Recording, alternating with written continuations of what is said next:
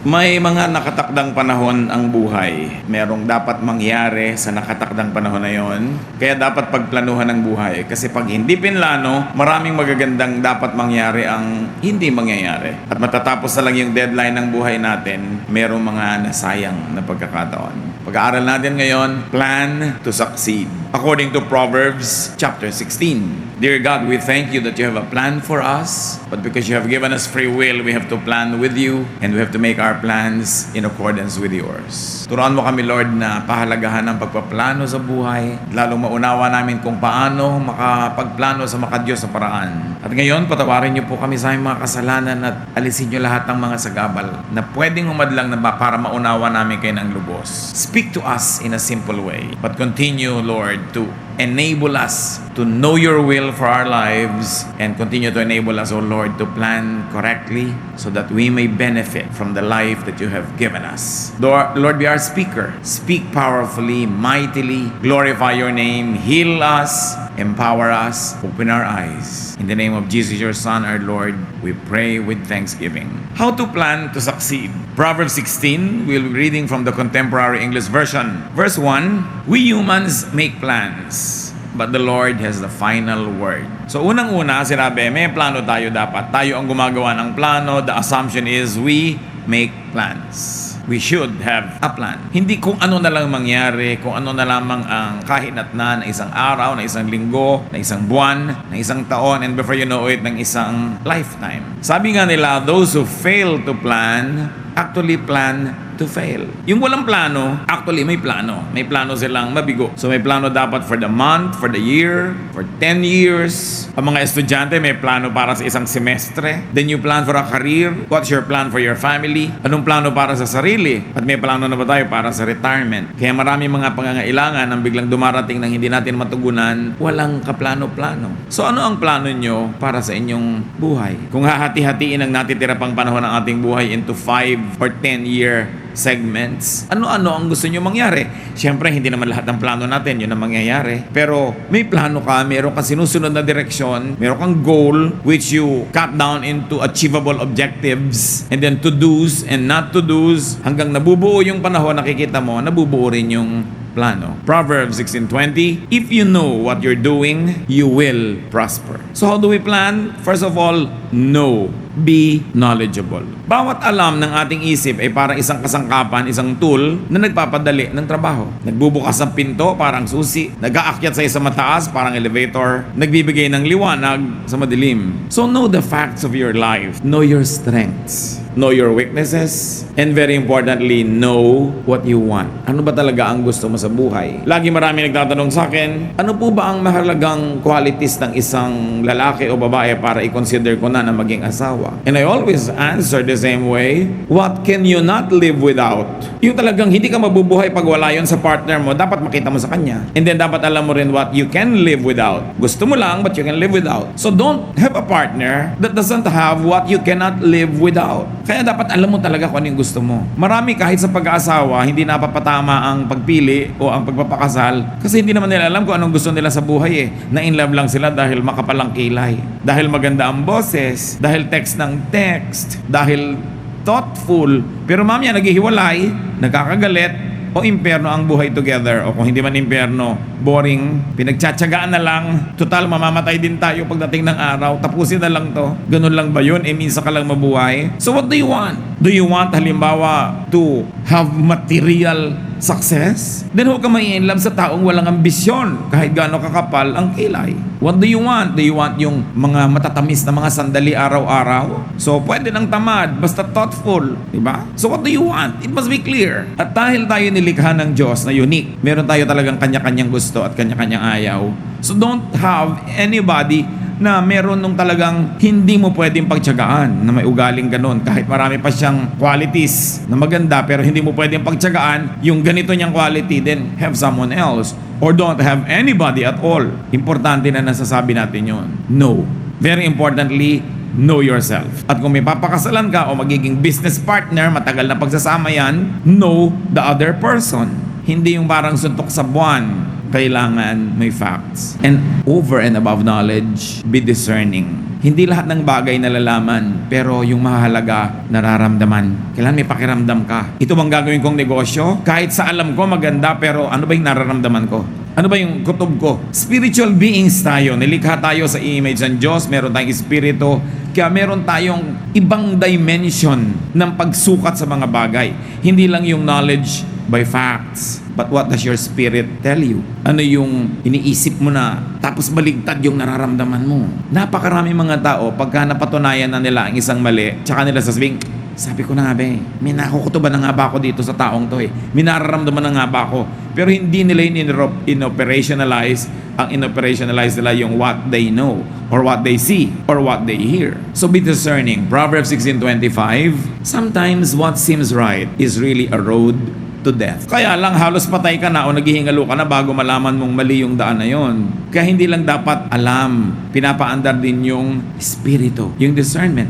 Therefore, you want to really plan and you want to invest in your plan. You invest time, talent, treasure in your plan. Pray. Para sa prayer life mo pa lang, bago pa mangyari ang mga mangyayari, meron ng salaan na pili na ng langit para sa'yo. Dahil alam ng langit ang punot dulo ng mga bagay, kaya dapat lagi kang nakikipag-communicate sa kalangitan. Makiramdam, observe. Kaya mahalaga rin, hindi nagpapadalos-dalos, hindi nagmamadali. Ang mahalagang bagay, hindi ipinagmamadali. Malaki kasi ang damage pag nabuhol na, tapos tsaka mo palang uli kakalagin. Nailak na, tsaka mo uli bubuksan. Naikasal na, tapos maghihiwalay. Napirmahan na yung contract, tapos gusto mong umatras. Nag-down ka na agad sa condo na to, sa kotse na to, yung pala ayaw mo. Then, forfeited na yung reservation fee mo. May bayad pag laging nagmamadali. Kaya mga salesmen, lagi kami namadali para huwag na maisip lahat yung negative.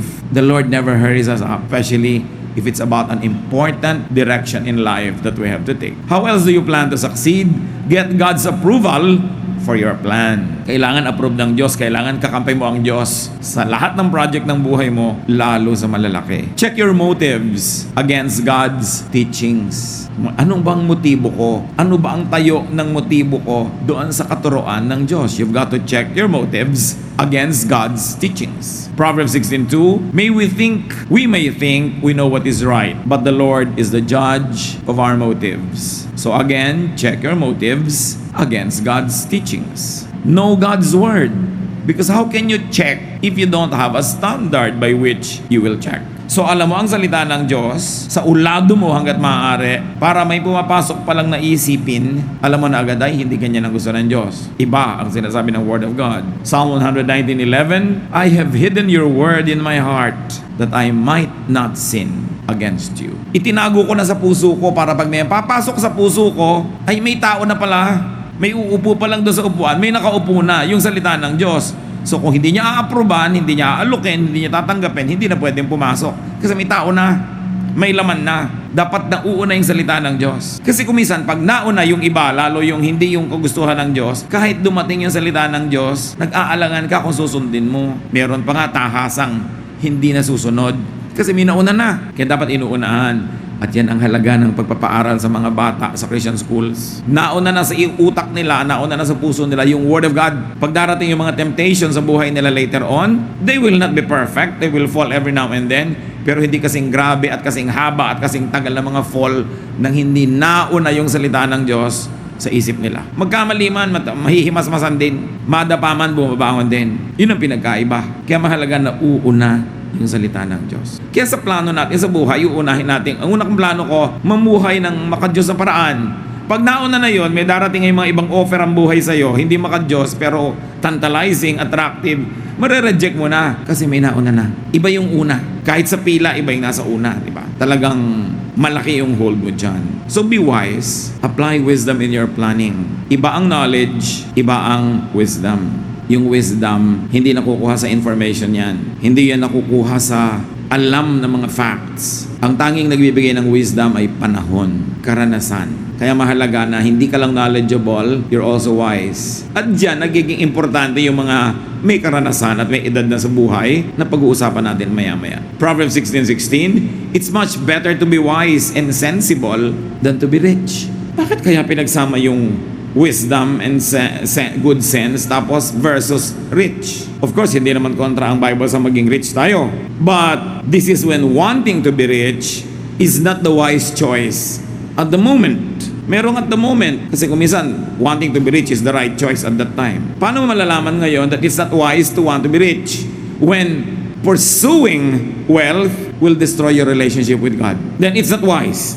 It's not wise at this time to want to be rich. Pero ayan na, ino-offer na, ang bilis yumaman. Pero masisira ang relasyon mo sa Diyos. It's better to be wise and sensible than be rich in a way that will destroy your relationship with God. So do not use evil ways. Magpaplano ka na rin lang, huwag kang gagawa ng plano na merong evil devices. Magpaplano kang yumaman pero may deception. Magpaplano ka na manalo pero may daya. Magpaplano ka na mabuhay pero may papatayin ka. Kailangan walang ginagamit na masasamang paraan sa plano. Kasi di ba napag-usapan na nga natin, kailangan kakampi mo ang Diyos. Paano kanya kakampihan kung masama ang plano? Proverbs 16:17, God's people avoid evil ways and they protect themselves by watching where they go. Malayo ka pa naman, nalalaman mo na kung saan patungo yung landas na yan eh. Bihira naman yung biglang-biglang lumiliko sa mali. Usually alam mo na yung direksyon na yon. Dahan-dahan nagiging malinaw sa iyo na mali yun. Huwag na lang. Atras na lang. It's not worth it to destroy a relationship with God for wealth. Kasi kahit gaano karami yung pera mo, pag hindi ka naman pinayagan ni Lord na ma-enjoy yun, hindi mo rin ma-enjoy yung pera mo. Pero kung gasa ka ni Lord, gusto ka ni Lord pag-enjoy yan, kahit konti lang yung pera mo, na-stretch. Ang daming nangyayari sa konti. Iba na yung nabubuhay tayo sa favor ng Panginoon. Do not be proud in planning. Proverbs 16:18, too much pride will destroy you. So kung proud yung paraan mo ng pagpaplano, yung nagiging mayabang ka kahit sa sarili mo mga magulang, sa mga pinagkakautangan mo ng loob, sa mga dapat mong igalang, sino mga sasabing magtatagumpay ang ganong plano? And never plan for pride. Bakit naman po nagbabala kayo na ang laki-laking bahay ang ipatayo? Aba syempre, para matalo natin yung kapitbahay natin, kwentang plano yun. Bakit gusto mong makatapos ang napakataas na pag-aaral? Uhaw na uhaw ko ba sa karunungan? Hindi. Para matalo ko yung mga pinsan ko, pinakamataas ang title ko. Bakit naman kailangan natin ng kotse? Para makapagyabang tayo. Kahit sa ministry. Ba't kailangan natin magpatayo ng laki-laking building?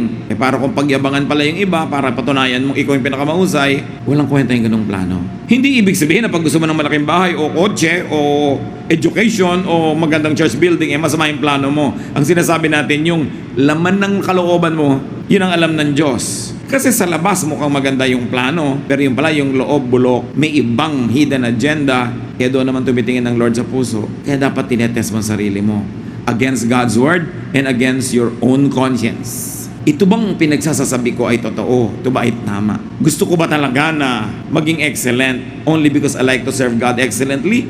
O gusto ko magpa-impress? May isang ayaw na ayaw ang Panginoon, yung pride. At ang mga taong proud, laging hirap ang loob. Kasi una, takot silang hindi magtagumpay dahil gusto nilang i-maintain yung pride nila. O kaya hindi sila matahimik dahil lagi nilang binabantayan yung achievement ng neighbor nila, baka sila malampasan. Hindi sila peaceful kasi lagi sila nakikipag-compete. Kaya it's much better to be humble. Yung hindi mo itinataas ang sarili mo tapos hindi ka nga tumaas, o di walang sisihan, wala kang dapat itago, wala kang dapat pagtakpan. Relax ka lang. Mahirap yung nagme-maintain ka ng hindi mo kaya. O lagi kang natatakot na baka hindi mo na ma-maintain next time. So don't ever leave space for pride when you plan. So pag nagpaplano tayo ngayon mga kapatid, tinatanong na natin, para ano ba to? Para ba pangyabang? Do not plan with ungodly people. Psalm 1:1 says that, blessed is the man who does not walk in the counsel of the wicked, nor does he stand in the way of sinners, or sit in the seat of mockers. Pinagpapala ang mga taong hindi nakikipagmabutihan, nakikisangkot, nakikiisa sa mga masasama. Damay-damay kasi yan. Ang ganda ng plano, pero yung kapartner mo hindi mabuti, baliwala. I remember some years ago, there was a very successful developer of buildings, of condominiums. Tumawag siya sa akin, sabi niya, I have a very short question, Pastor, but I need your opinion. So, what is it? There's a very big business that I can do. And I support missions and missionaries and churches. And out of this project, I can support so much more of God's work. But there's only one question that's in my mind. So what's the question? The potential business partner is a man of another religion, a religion that we really cannot accept. We cannot even tolerate, not accept it. It's so different from the way we believe. And he also is very supportive of his religious missionaries. Sabi niya, so the business will be good for both of us, if we are friendly in the boardroom, and what is your counsel? So sabi ko, okay, kikita ka ng maraming pera, makakasupport ka maraming missionaries and churches. Pero yung kapartner mo ganun din, makakasupport din siya ng maraming missionary and churches, saka kontra no church natin. So magkaibigan kayo sa boardroom pero ang mga missionaries nyo nagbabakbakan sa mission field. I don't think it's a good partnership. It was billions of pesos and this guy just canceled it. So sabi niya, yes, I suspected that that's what you'd say. So called off yung plano. Kasi yung mga kapartner, hindi ka lugod-lugod sa Diyos. Lalo naman yung magpapakasal ka, partnership yun. Tapos yung partner mo, hindi ka lugod-lugod sa Diyos para sa'yo, huwag kang matakot mag-cancel kahit may invitation na. Na-print na po yung invitation Ire-refund na lang kita, anak. Huwag mo dalang ituloy yung kasal. Magkano ba invitation mo? Huwag yung dahil lang ganun, mapapahiya po kami. Mapapahiya din kayo pag naghiwalay kayo 5 years from now. Ngayon na kayo magkahiyaan para hindi lumaki yung damage. Tayo mga anak ng Diyos dapat free. Hindi ka napipilitang gumawa ng isang bagay dahil lang kahiyaan, dahil lang kasubuan. Behave like free people. We have been redeemed by the blood of Christ to be free. Ayaw mong kainin yung isang bagay, kakainin mo dahil nahihiya ka. Pwede mo nung sabihin thank you very much, I appreciate the idea, pero I really don't like to eat this. You're a free person. Basta polite. Hindi ka makakasakit needlessly. Hindi ang dami-dami mong ginagawa na labag sa kalooban mo na para kang isang alipin. Hindi ka na alipin kay Jesus. Reviewin nyo, anong mga pinagagagawa nyo na ayaw nyo naman. Set yourself free. Truth sets free. Jesus sets free. Basta yung the way you set yourself free is not hurtful to anybody or destructive. Pero tiyan mo yan, ikaw dapat pumili kung anong gusto mong ilagay dyan. Katawan mo yan, ikaw pumili kung saan mo gusto pumunta, sa libing, sa kasal, sa anong event, hindi yung nakakahiya namang tumanggi. Nabubuhay ka para maging matulungin, pero hindi ka nabubuhay para pagbigyan ang lahat ng gustong ipagawa sa iyo ng tao. Yung sunod-sunuran sa napakarami mga tinig, yun ang maliligaw sa buhay. Yung ginagawa lahat ang gusto ipagawa sa kanya ng kapwa, yun ang walang magagawa para sa sarili. Kaya kailangan free ang tao. And you are free not to pursue any relationship that is ungodly. Kahit may mga sabit-sabit na dyan, ayusin na lang. Pero hindi dapat ituloy dahil lang napasubo na. Sabi, di po ba kung saan nadapa doon tumayo? But ang ibig sabihin talaga nun, tumayo ka.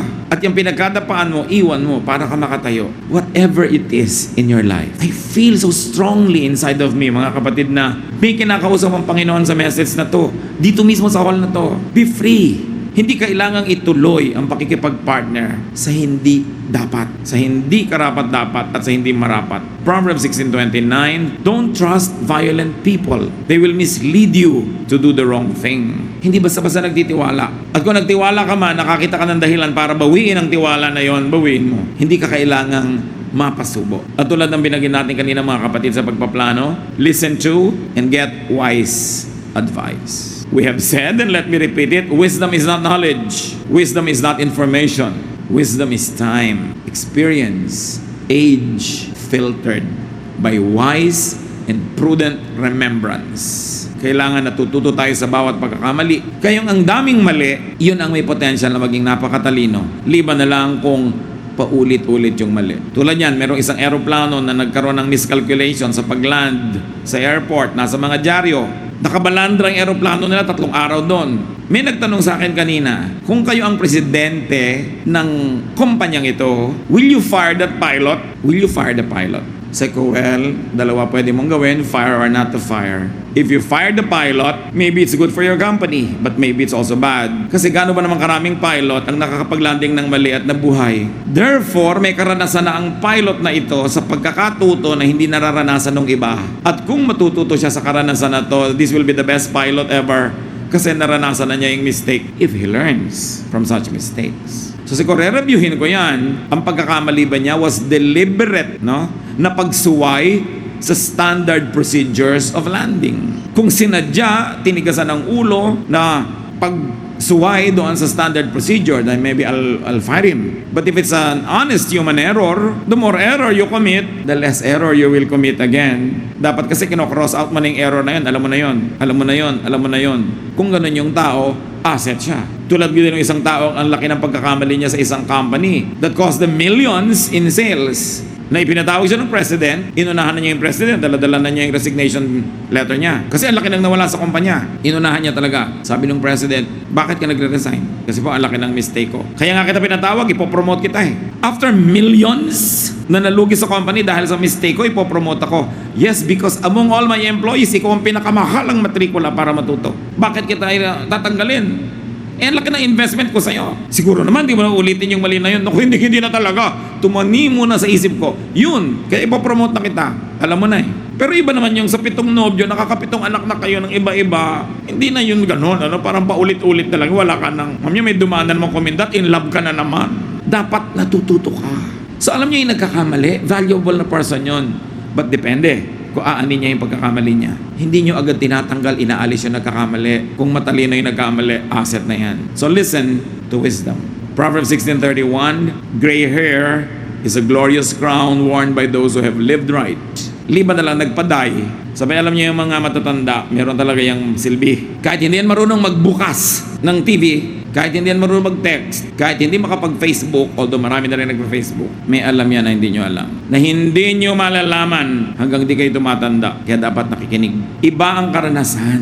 Iba yung karanasan na hinubog ng panahon. Sinala ng paglilimi-limi at pagninilay-nilay. At pagkatapos parang napakaraming nyog na kinudkod, ginata, naging latik. Ang dami mga latik na karunungan na matatanda. Ikaw nyog pa lang dahil bata ka pa. So mahalaga makinig. Huwag magpapadalos-dalos. At mga anak, always listen to the advice of your parents. Because unless they're insane, your interest will be foremost in their agenda. At kahit hindi ka agree, pag naging magulang ka na, malalaman mo tama pala si nanay. Kasi naging nanay ka na, kaya malalaman. Mahalagang makinig. And then, you want to succeed in life? Plan to be in control of your temper. Put your temper under control. Proverbs 16:32, controlling your temper is better than being a hero who captures a city. Mas dakilang accomplishment yung mapigil ang sarili kesa ibulalas lahat ng galit sa panahong naiisipang magalit. Many plans be scary due to temperamental outbursts. Many good things are lost because of a lost temper. Magtimpi.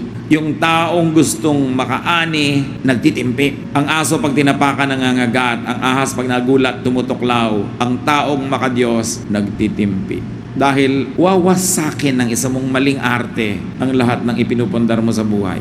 Isang maling ginawa mong nainis sa'yo ang tao, you lost the business forever. Tatandaan ninyo, kung pera, goods, mawawala, pero you will maintain the goodwill of a person, maintain the goodwill. Huwag yung magharimunan ka, masingil mo siya, makuhanan mo siya, malamangan mo siya ngayon. Ang hindi mo alam, ang dami mo pang negosyo, dapat ang kinita. Kung patuloy kanyang tinangkilik o inirefer sa mga kakilala niya. Pinakamahalaga relasyon. Walang hihigit sa magandang samahan. Kahit nalugi ka pa ng konti ngayon, yung tao naman, generally speaking, mabuti. Maalala niya yung kabutihan mo at pag dumating yung panahon na meron siyang kakayanan o kapangyarihan, susuklian ka niya, gagantihan ka niya. Pero kung ang itinanim mo sa kanya mali, gaganti rin yun.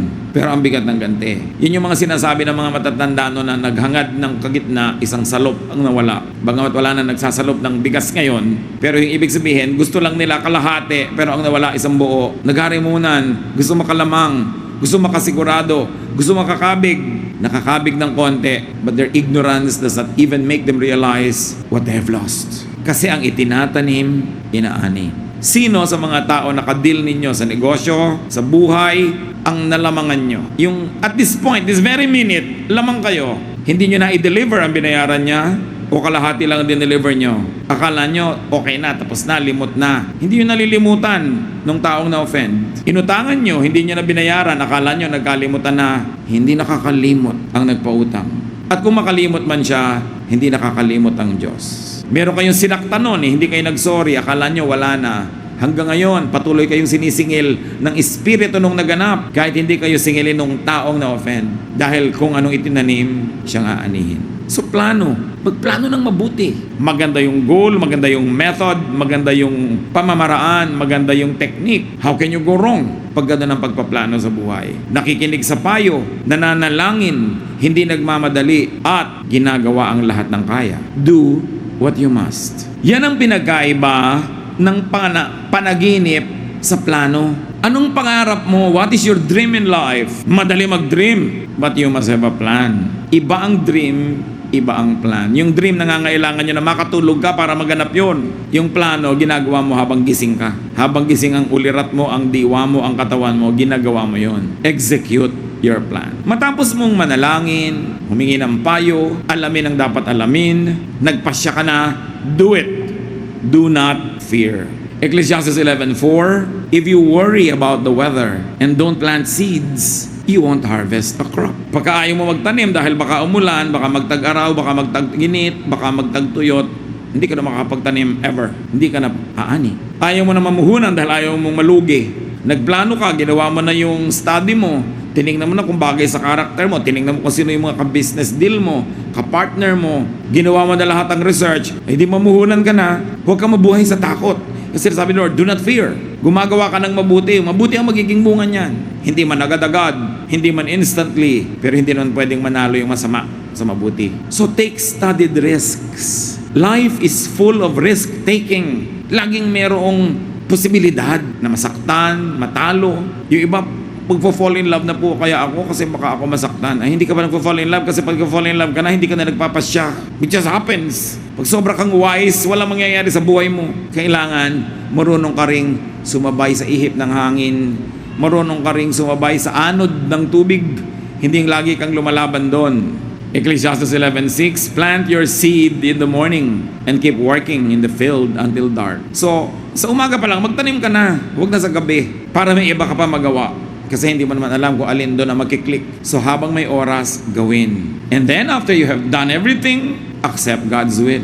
Kung ano man ang maging bunga nun, accept God's will. After you have done everything. Proverbs 16:33, we make our own decisions, but the Lord alone determines what happens. Alam mo na hindi ka nag-atraso sa Diyos, wala kang knowingly nilabag, ginawa mo na lahat, sa tingin mo hindi pa rin nag-click, tingin mo lang yon. Maghintay ka, kasi ang itinanim, inaani. At kung ano man ang ani mo sa oras na ito, learn to be contented. But remember, learn to be contented after you have done your best, not before. Nagawa mo na ang kaya mo, doon ka palang magiging kontento.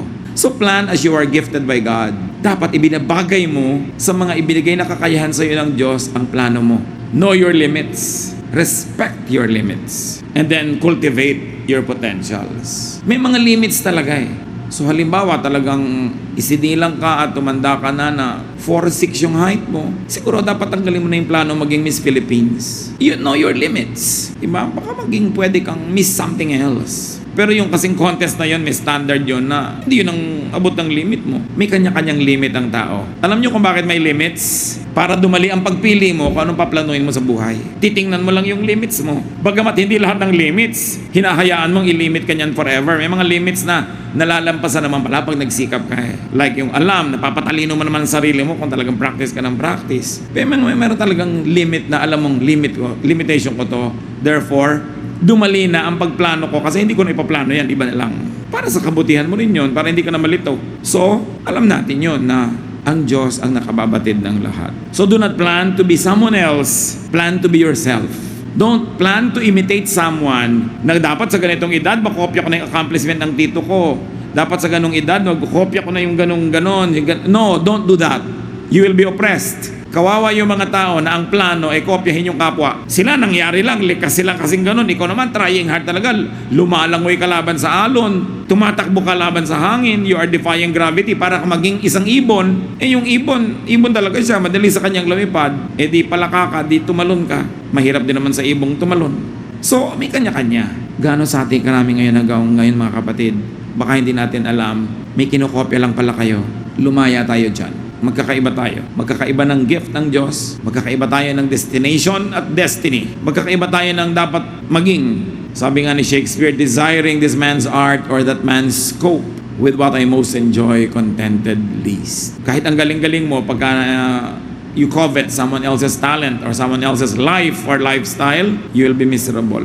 And usually, people destroy those that they want to imitate. People want to destroy those that they envy. Kaya yung mga naiinggit, ang daming ginagawang masamang gawa eh. Kasi gusto nilang sirain yung kinakainggitan nila. Kung hindi ka magiging ganon, dapat hindi rin siya ganon. And that is evil. We have to come to terms with ourselves. So we can plan well and live well. Be yourself. Be as God planned you to be. And very importantly, help others achieve their goals. Help others realize their plans. Mga kapatid, huwag kayong hahadlang sa katuparan ng plano ng kapwa. Do not knowingly stand in the way. Do not knowingly stunt people's attempts. Do not knowingly be a hindrance. God will be your opponent because God has a plan for that person. And don't stand in the way because the Lord will tolerate no such kind of enemies. Mag-review tayo, baka may mga taong nakahadlang tayo sa plano nila. Alam niyo ba na kumisan magulang mismo ang hadlang sa plano? Gusto ng anak maging ganito, pero gusto ng magulang maging ganun siya. Yung tao nakakaalam ng sarili niya, ng talent niya, ng hilig niya, pero i-impose ng nanay, kailangan maging dentist ka. Lahat ng kapatid ko, dentist. So sinong naging sagabal sa katuparan ng plano ng anak? Ang nagmamahal na magulang. Kasi mali ang pag-define niya ng pagmamahal. Ang mga tita mo, mga successful dentist, gusto ko maging successful ka rin, therefore maging dentista ka. Eh, hindi naman pala yun ang calling ng tao sa buhay. Nakakabulag kuminsan ng pagmamahal. Akala natin, mas alam pa natin kung ano ikakabuti nung may sariling katawan just because mahal natin siya. Set people free. One of the best gifts that parents can give to their children is to set them free to pursue who they are. Hindi pa niya ikaw laging manaig. Kaya ang unang-unang nagaganap pag may isisilang na bata, nalalagot ang puso. Ibig sabihin, this person will be a distinct individual. This person will not have to be needlessly attached to you for life. That the first act of motherhood, of parenthood, is to cut the umbilical cord and let the child become his or her destiny. Eh kung gusto ng Diyos na ikaw laging masunod sa anak mo, di dapat wala ng patid, di may 7 kang anak, di may 7 nakakabit sa'yo, lagi mong kasama, kung saan ka pupunta, kasunod mo sila, at hindi na sila kakain, yung kainin mo, yun ang makakain nila through the pusod. Kaya nga nilalagot ng Diyos. Yung nilalagot ng Diyos, huwag niyong i-reconnect. Alam ng Diyos ang ginagawa niya. Hindi ibig sabihin na hindi na kayo magpapayo, magmamahal, magkakaroon ng togetherness. But you allow the person to be what God planned him or her to be. Maganda yon. Huwag tayong humadlang. Mga kapatid, tayo yumuko sa Panginoon at magbulay-bulay. Salamat Panginoon sa paalala na dapat kaming may plano. Salamat din sa paalalang hindi kami dapat maging sagabal sa plano ng iba, maging ng mga anak namin o mahal sa buhay. Turuan mo kaming hindi lang lumaya, kundi magpalaya rin ng aming kapwa. Patawarin mo kami kung may mga pagkukulang kami sa ganitong larangan. At ngayon, Panginoon, lalo mong palinawin sa amin kung anong gusto mong mangyari sa buhay namin so we can plan in accordance with your will. So mandali tayong manahimik at dinggin ang udyok ng Espiritu ng Diyos.